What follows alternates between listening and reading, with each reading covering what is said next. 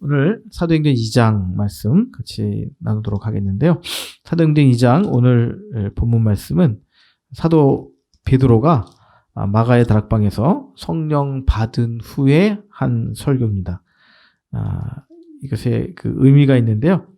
그래서 우리가 예수님의 복음 이렇게 얘기하는데, 우리는 복음 얘기하면 사도 바울을 많이 생각하잖아요. 근데 사도 바울은 나중에 복음을 전하게 된 사람이고요. 첫 번째 복음이 선포된 장소, 그것이 마가의 다락방이었고, 성령 충만을 받았던 제자들을 대표해서 베드로가 이제 입을 열어서 예수 그리스도의 복음을 증언하는 거예요. 그래서 오늘 보는 말씀이 정말 복음 중에 복음. 또 우리 한국 사람들이 원조를 좋아하잖아요. 복음의 원조 이렇게 얘기할 수 있습니다. 그래서 신약성서에는 모든 복음과 관련된 말씀은 오늘 베드로를 통해서 선포되어진 이 오순절의 설교에서 뿌리를 두고 있는 것이다. 그렇게 우리가 이해하면 좋을 것 같습니다. 오늘 22절 말씀을 보겠는데요.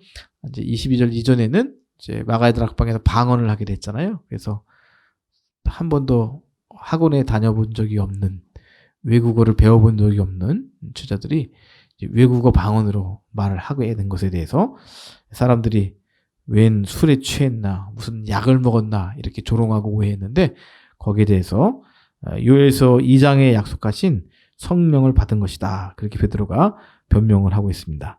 그리고 오늘 이제 22절부터가 정말 복음 중에 복음입니다. 복음의 원조입니다. 그래서 시작하는 말씀이 어떤 말씀이냐면, 베드로가 성령이 충만해서 이스라엘 사람들아 이 말을 들으라 하는 거죠. 이 말을 들으라. 이 쉐마의 말씀 있죠? 신명기 6장 5절에 보면 쉐마 이스라엘 그렇게 시작되잖아요. 그 쉐마의 말씀이 하나님을 사랑하라, 그런 몸과 마음과 정성과 뜻을 다해서, 목숨을 다해서 주 너희 하나님을 사랑하라. 그 신명기 6장 5절 이하의 쉐마의 말씀인데요. 그게 쉐마의 말씀이라고 유대인들이 부르는 이유는 뭐죠? 쉐마 이스라엘 이렇게 시작해서 그래요. 쉐마란 말은 들으란 말이고, 이스라엘아 들으라 하는 말이죠. 그러니까 오늘도 그 표현을 사용하는 거예요, 베드로가. 아주 중요한 말이죠. 신명기 6장 5절이 율법의 완성의 말씀인데, 율법의 완성은 복음이거든요. 같은 형식으로 시작하겠습니다. 쉐마 이스라엘 사람들아 이 말을 들으라 하면서 복음 중에 복음을 선포하는 거죠. 우리가 복음이 정말 무엇이냐? 요즘 이제 하도 복음에 대한 갈급함이 있어서 복음학교 이런 거 많이 열죠. 그래서 우리 감리교 유기성 목사님, 박보영 목사님, 또 김영희 선교사님 이런 분들이 이제 복음학교를 열는데, 사실 복음학교는 다른 데 있지 않습니다. 사도행전에 있습니다. 사도행전의 설교를 잘 우리가 깊이 이해하고 성령 안에서 깨달으면 이것이 복음입니다. 그래서 우리가 사람을 따라가는 것보다 성경에 기록된 본문의 말씀을 따르는 것이 중요하다 생각해서 오늘 이 말씀을 듣게 됩니다. 22절 이제 설명을 드렸고요. 같이 22절 먼저 함께 읽겠습니다. 시작. 이스라엘 사람들아 이 말을 들으라. 너희도 아는 바와 같이 하나님께서 나사렛 예수로 큰 권능과 기사와 표적을 너희 가운데서 베푸사 너희 앞에서 그를 증언하셨느니라. 22절 한 절에 거의 다 나와요. 복음이 무엇인 건지. 복음은 무엇이냐? 하나님께서 예수를 너희 앞에서 증언하셨다. 핵심적인 거 빠져 있죠. 하나님께서 예수님을 메시아로, 그리스도로, 세상을 구원할 구원자로 그렇게 하나님께서 증언하셨다 하는 거예요. 하나님께서. 예수님 스스로 오신 것도 아니고, 혹은 사람들이 예수님을 신으로 혹은 그리스도로 만든 것도 아니고, 하나님 자신이 나사렛 예수님을 이스라엘 백성들 앞에서 이스라엘과 이방 민족을 구원할 구원자로 세우셨다는 것을 증언하셨어요. 하나님 친히. 그래서 예수님께서 이 땅에 오셨을 때 큰 권능과 기사와 표적을 행하신 거죠. 심지어는 죽은 자를 살리시는, 나사로를 살리시는, 그리고 군대 귀신이 들어갔던 그 사람에게서 그 사람 속에 있는 군대 귀신을 몰아내시는, 군대 귀신을. 그 군대 귀신이 군대가 이제 레기온이라는 단어인데요. 이제 군사적으로 보면 로마 군대 사단에 해당된대요. 6,000명. 군인 6,000명. 그러니까 귀신이 들어갔는데 6,000마리 귀신이 떼가 돼갖고 어떤 사람이 들어간 거예요. 야, 귀신 하나가 들어가도 괴로운데 6,000명이 떼로 들어갔으니. 그래서 예수님이 찾다가 이 귀신을 보내야 되는데 마침 돼지떼가 있었잖아요. 그때 돼지떼가 몇 마리 오랐다고 증언되냐면 2,000마리예요. 2,000마리. 그래서 이 6,000마리, 뭐 꼭 6,000마리가 되는지 모르겠지만 아무튼 군대 그러면 그 당시 사단을 말하는 건데 이 6,000마리, 6,000명이에요. 그러니까 6,000명 귀신을 보내긴 보내야 되는데 마땅히 보낼 데가 없는데 마침 돼지떼 2,000마리가 있었잖아요. 제가 뭐 한번 여기서 말씀드린 것 같은데 그래서 이제 수학적으로 계산해 보면 돼지 한 마리에 귀신 3마리씩 들어가게 한 거예요. 그래서 3인은 6,000명이 들어가서 그다음에 이제 땅 떨어져 몰살하게 만든 거잖아요. 아이 뭘 어떻게 더 증명하세요? 어? 귀신 6,000마리를 귀신 6,000마리인가? 귀신 6,000개인가? 6,000분이신가? 귀신 6,000 아마 6,000개의 귀신을 2,000마리 돼지떼를 몰아쳐서 멸망시키시고 죽은 나사로를 살리시고 아니 예수님이 그 정도 했으면 충분히 증언하신 거잖아요. 뭘로? 세상을 구원할 구원자. 악한 마귀들은 심판하시고 악한 자들은 심판하시고 하나님의 의로운 나사로와 같은 사람들은 살리시는 부활의 영광에 이르게 하시는 다 보이셨어요. 너희 앞에 그를 증거하셨느니라. 하나님이 친히 다 증거해 주셨어요. 문제는 뭐였냐? 믿지 못한 거죠. 유대인들은.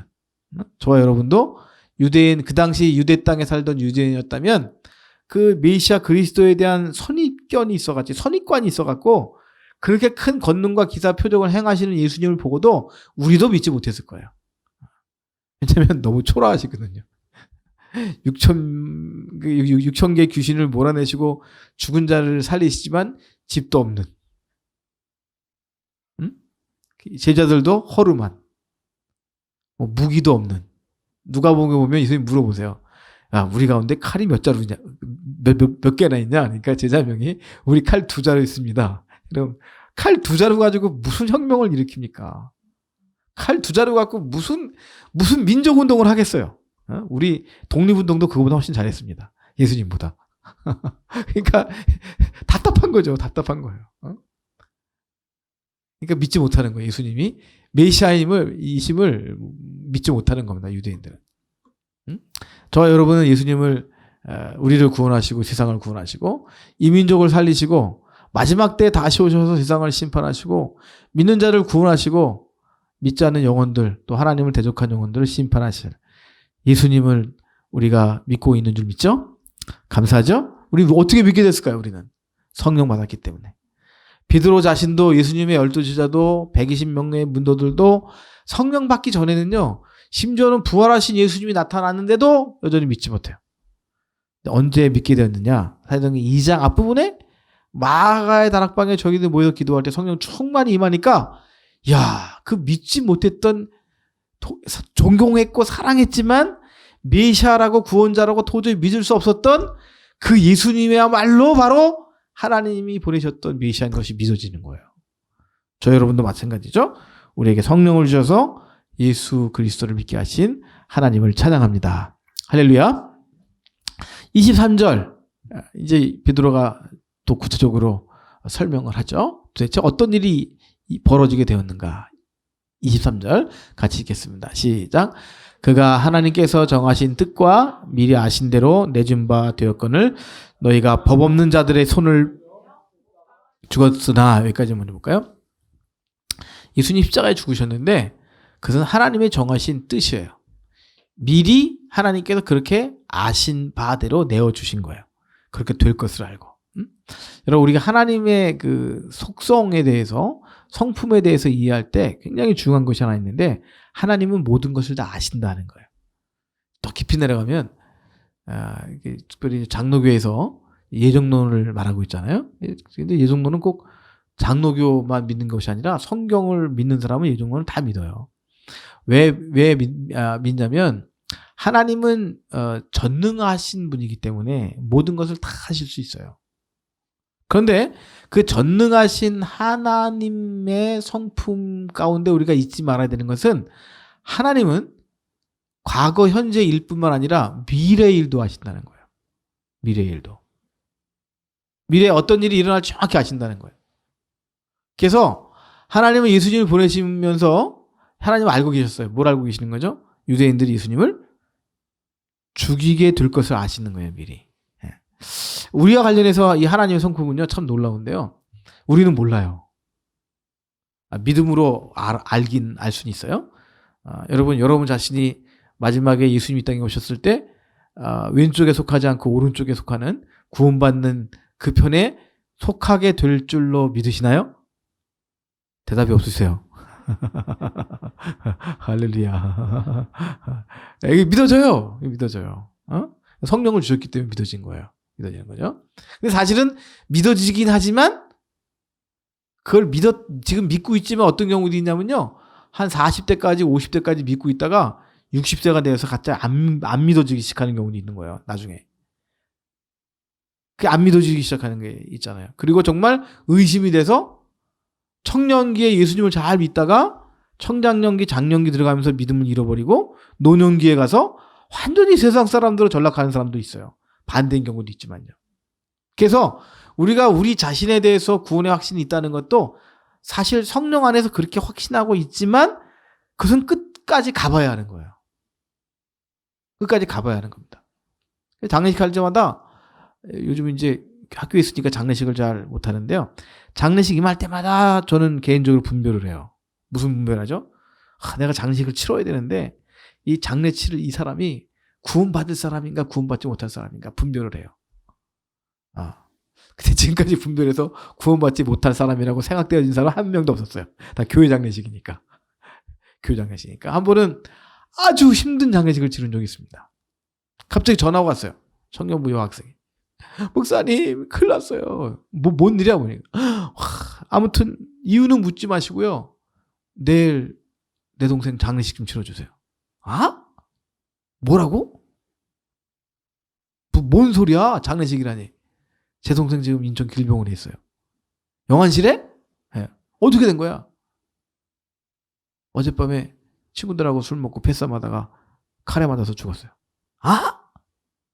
야, 뭐 그런 일이 다 있냐? 근데 너네 엄마 아빠 A라는 교회 다니잖아. 너는 우리 교회 나오지만. 그럼 너네 교회에서 장례식을 치러야지. 이것도 또 교회 간에 목회 윤리가 있다? 남의 교회에 장례식 치러주는 거 아니다? 그 청년이 하는 말이. 근데 우리 엄마 아빠가요. 교회 알리지 말래요. 교회 알리지 말래요. 어떡하라고. 근데 이제 가봤어요. 일평 기병원에. 야, 죽겠는 거야. 나도 그냥. 어떻게 이걸 치러야 되나. 아무튼 위로 예배드리고 내일 아침 오겠습니다. 밤에 이제 고민하다가 이제 다시 한번 그 자매하고 전화하는 거죠. 근데 너 동생 교회 다녔냐? 아니 물어야 되잖아요. 목사가 장례식을 치르는데 이 영혼이 구원받았으면 그 천국과 영생을 선포해야 되고 그런 확신이 없으면 그냥 주님께 맡기는 수밖에 없잖아요. 거짓말할 수는 없잖아요. 장례식에서. 그것도 예배인데 쭉 설명을 해요. 청년의 시기에는 교회를 나가지 않았지만 어려서 교회를 다녔고 아주 잘 다녔고 중고등부 시절에도 교회를 다닌 거예요. 그래서 기도하는 마음으로 얘가 교회는 청년 시절에 못 나갔지만 분명히 예수님을 믿는 형제구나. 그런 마음에 이렇게 어느 정도 확신이 왔어요. 그 다음날 가서 이제 장례를 치르는 거잖아요. 장례식 하고 뭐 난리가 났죠. 사람은 없지만 부평 화장터 가서 화장터 예배당에서 시신을 놓고 그 형제를 놓고 예배를 드려요. 설교가 들어오겠어요? 그냥 부활 영생을 선포해요. 응? 그 예배 끝나니까 기다렸다는 듯이 화장터에 일하시는 분들이 문을 활짝 열어요. 지금은 시설이 현대화돼서 그런 느낌이 안 드는데 확 문이 막 찢어질 만한 막 그냥 폐허가 된 같은 건물에 문이 쫙 열리니까 저기 시뻘건 불구덩이 보여요. 그걸 끌고 들어가는 거예요. 관을. 그러니까 엄마하고 그냥 가족들 다 뜯어말리면서 아드님 천국 갔습니다. 아드님 천국 갔어요. 이제 보내주세요.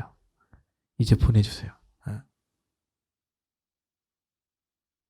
그런데 그래도 목사인 저도 믿음의 확신 갖고 하지만 그 최종적인 판단과 결정은 누가 하시는 거죠?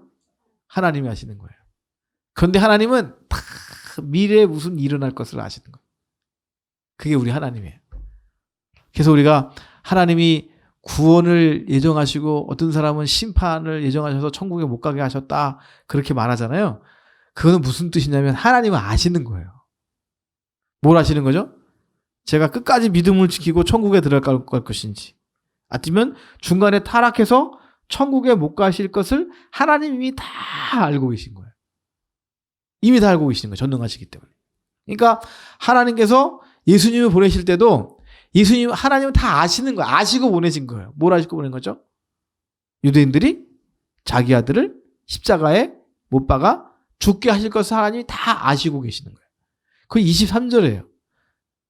미리 아신 대로 내준 바 되었거늘 그 하나님이 아시는 바대로 너희가 법 없는 자들, 로마 사람들이죠. 로마 사람들의 손을 빌려서 십자가에 못 박아 죽였다 하는 거예요. 책망하는 거죠. 야, 나도 거기에 포함되지만 우리 유대인들이 참 해도 너무했지. 그 하나님께서 메시아라 보내신 그분을 아니 그래 죽여도 어떻게 법 없는 로마 제국 로마 황제의 법에 의해서 그의 손을 빌려서 십자가에 못 박아 죽게 했느냐. 이게 될 일이냐 우리가. 아주 강하게 책망하는 거예요. 그러니까 유대인들이 이제 이 성령 충만한 베드로의 설교를 듣고 큰일 났다.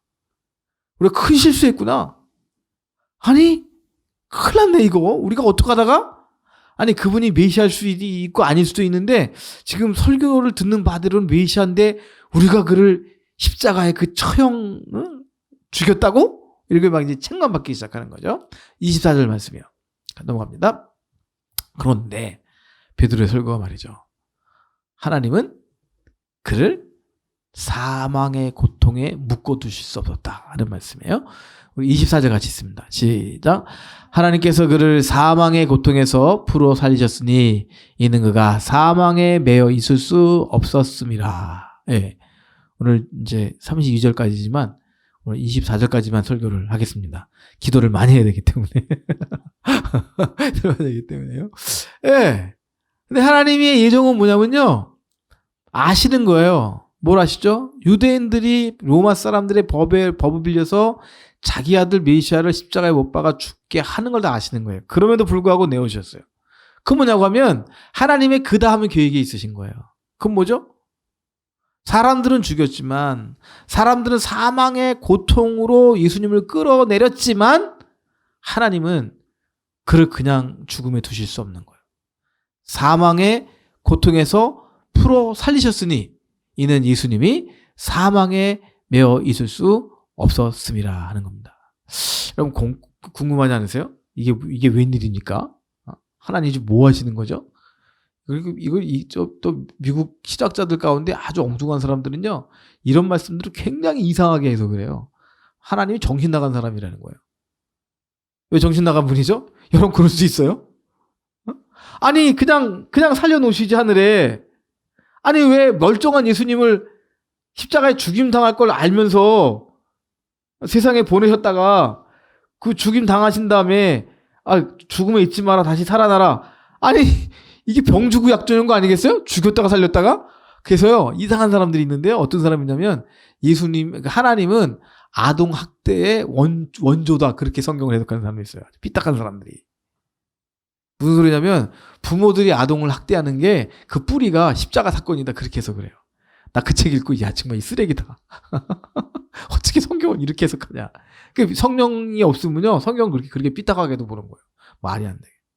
곰곰이 생각해 보시자고요. 아니 하나님은 왜 그런 우리 그 믿음 없는 사람들 성경을 이해 못하는 사람들은 엉뚱한 일을 하시는 거잖아요. 예수 하나님이. 그냥 내버려 두시면 되지. 아니 멀쩡한 예수님을 죽음에 내어주셨다가 왜 살리시냐고요. 그게 얼마나 큰 상처가 돼요 예수님에게. 왜 그런 일을 하시냐고요. 왜 그럴까요?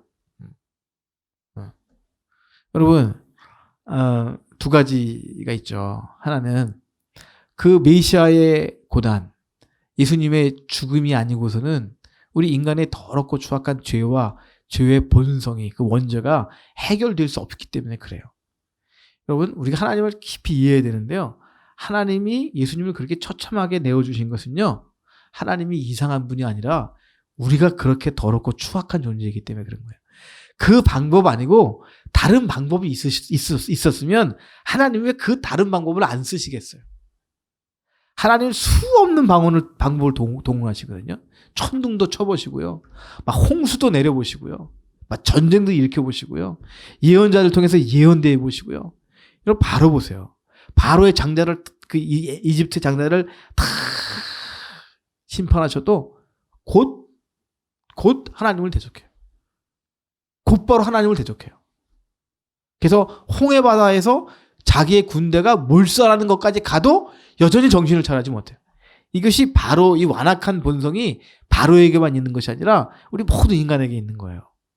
그래서 그 하나님의 아들 예수님의 십자가의 대속의 은총, 그 속죄의 은혜가 없이는 그 어떤 방법으로도 우리가 살아날 수 없어요. 속죄될 수가 없어요. 그래서 하나님께서 아시지만 죄 없으신 예수님을 보내시고 그 예수님의 희생으로 우리를 속죄하신 것을 믿습니다. 할렐루야. 그래서 우리가 구원받게 되는 거예요. 두 번째, 같은 맥락이긴 한데요. 그 죄로 인해서 우리가 다 죽게 된 거예요. 사실은 예수님이 사망의 고통에 들어가실 분이 아니에요. 우리의 죄로 인해서 우리가 영원한 사망의 고통 속에 들어가게 되는 거예요. 그런데 예수님이 처참하게 십자가에 처형당하셨고 우리 죄를 위해서. 그래서 우리 죄가 용서되었고 그 다음에 하나님께서 그를 사망의 고통에서 풀어서 참 표현이 그랬죠. 풀어서 살리셨다. 사망에 매어 있는데 사망의 고통에 묶여 있는데 그것을 풀어서 그 엉겨 있는 묶여 있는 그 줄을 다 사망의 줄을 풀어서 그 예수님을 살리셨다는 거예요. 이것도 마찬가지죠. 우리가 다 죄 때문에 묶여 있는 거예요. 영원한 형벌에 묶여 있을 뿐만 아니라 이 세상에서도요. 죄는 우리가 죽은 이후의 문제만이 아니라 우리의 죄의 문제는 이 땅에서도 문제예요. 왜 이 땅에서 우리가 고통이 있죠? 우리 죄 때문에 고통이 있는 거예요. 나의 죄 때문에 내가 고통당하고 우리 가족이 고통당하고 이웃이 고통당하고 다른 사람의 죄 때문에 죄를 범죄한 그가 고통을 당하고 그 주변의 사람이 고통당하고 나랑 그 사람과 전혀 상관없는데 그 사람의 죄로 말미암아 내가 고통을 당하는 거죠. 반대로 내 죄 때문에 여러분이 고통당할 수 있는 거고 내가 모르는 사람이 고통당할 수 있는 거고 그것이 이 세상이에요. 그래서 이 세상에는 멀쩡히 육체로는 살고 있지만 영적으로 보면 다 고통 가운데 묶여 살아요. 고통 가운데 묶여 살아요. 여러분 주변 사람들 찾아보세요. 성령 충만하지 않은 상태에 있는 그리스도인들에게 물어보세요. 성령 충만하지 않은 상태에 있는 세상 사람들 말고 예수 믿는 사람들에게 물어보시라고요. 이 세상의 삶이 행복한가? 저는 좀 행복해요. 내일 큰 일을 앞에 두고 있어서 죄를 안 졌기 때문에. 근데요, 다 고통스러운 거예요, 이 땅의 삶은요. 어려서는 내가 중학교만 들어가라. 난 행복할 거다. 중학교 들어가 보세요. 고등학교만 들어가라. 고등학교 절대 행복하지 않습니다. 야, 내가 수능만 끝나봐라. 끝난 그날부터 지옥이에요. 결국 남자들은 군대 가잖아요. 군대 가면 뭐예요? 갔다 오면 또 그대로인데. 자매님들은 그래서 다 그렇진 않지만 다 그렇진 않아요. 열심히 살고 막 살다가 마지막에는 그래 결혼해야지. 결혼이 행복인 줄 알고 결혼했지만 결혼은 사망의 무덤이에요. 여기 두 분이 웃으셨는데 아직 결혼 안 하신 자매님이 또 한 분 계신데 따라 웃고 계셔요 지금. 그런 거예요. 이 인간 자체가 죄덩어리이기 때문에 그래요. 이기적이고 질투가 많고요. 욕망이 강하고요. 예수님이 죽으신 것은 우리의 죄 때문에 죽으신 것이고요. 그런데 하나님께서 그를 사망의 고통에 내버려 두시지 않으시고 그를 사망의 고통에서 풀어서 사망에 매어있는 예수님을 풀어서 살리셨어요. 그것은 우리를 살리기 위해서. 살리기 위해서. 그래서 예수님과 함께 십자가에 못 박힌 자는 예수님과 함께 살아나는 거예요. 죽어서 천국 갈 때 살아나는 것뿐만 아니라 이 땅에서도 성령 받으면 이 세상의 모든 고통에서 해방돼요. 이 땅에서 정말 행복하게 사는 것은 성령 안에 사는 거예요. 참 역설적이에요. 역설적이에요. 항상 기뻐하라. 쉬지 말고 기도하라. 범사에 감사하라. 이는 그리스도 예수 안에서 너희를 향한 하나님의 계획이다. 역설적으로 말하면요, 이 세상은 기쁨이 없는 세상이에요. 이 세상은 기도할 수 없는 세상이에요. 이 세상은 감사할 것이 하나도 없는 거예요. 그게 정반대로 얘기하는 거예요. 무슨 기도가 돼요? 다 망했는데. 무슨 기쁨이 있어요? 슬픈 투성인데. 네? 무슨 감사가 돼요? 내 어깨에 누르는 짐인데. 네? 저도 정말 탈출하고 싶어요. 가정을 탈출한다는 말은 도저히 안 하겠어요. 직장을 탈출하고 싶고요. 교회를 탈출하고 싶고요. 지금 나와 지내는 사람, 우리 가족들 말고는 다 탈출하고 싶어요. 막 이민 가고 싶어요. 멀리 막 떠나고 싶어요. 무거운 짐 때문에. 근데 이 짐이 해결될 가능성이 없어요. 죽을 때까지.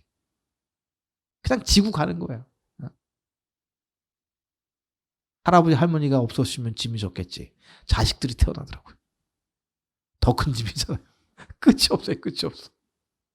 무슨 사역 하나가 정리되면 다음 사역 기다리는데 더 큰 사역이에요. 오늘 전화 받았어요. 무슨 뭐 학교를 또 뭐 하자고 말자고 대답은 했지만 아직 정리 안 된 게 그냥 수두룩한데.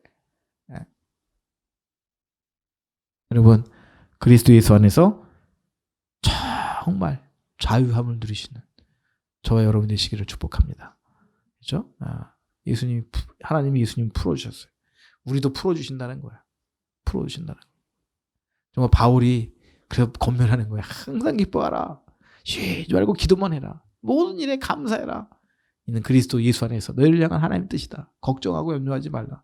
예수님이 죽으셨으나 하나님이 그를 사망해서 풀어주신 것처럼 너희들도 풀어주실 것이다. 할렐루야. 여러분, 하나님 풀어주십니다. 할렐루야. 오늘부터 두 개가 묶이고 하나가 풀리는 인생을 살았는데 반대로 예수 그리스도를 선포합니다. 두 개가 풀리고 하나가 묶이는 역사. 그 다음에 세 개가 풀리고 하나가 묶이는 역사. 그 다음에 다섯 개가 풀리는데 하나도 안 묶이는 역사가 나타나기를. 그런 쨍하고 해뜰 날이 오기를 주로 축복합니다. 그런 날도 주세요. 왜요?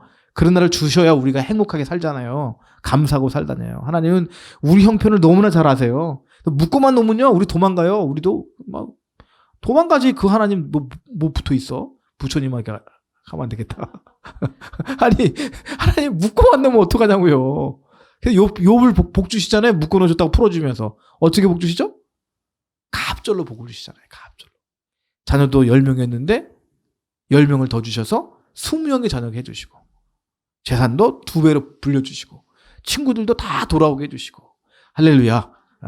물론 그 마지막 행복은, 영원한 행복은 천국에서 누릴 것이지만 이 땅에서도 예수님을 사망해서 풀어주신 그 하나님의 권능이 저와 여러분을 이 땅의 모든 속박에서도 물을 묶는다 하지만 예수 그리스도 안에서 묶임을 당하지 않는 거예요. 자유로운 거예요. 묶어봐라. 난 일어난다. 묶어봐라. 나는 승리한다. 묶어봐라. 난 내일도 일어난다. 할렐루야. 그런 믿음, 성령 안에서 성령 충만한 세상 끝날까지 낙담하지 않고 하지 않고 승리하는 저와 여러분 다 되시기를 주의 이름으로 축원합니다.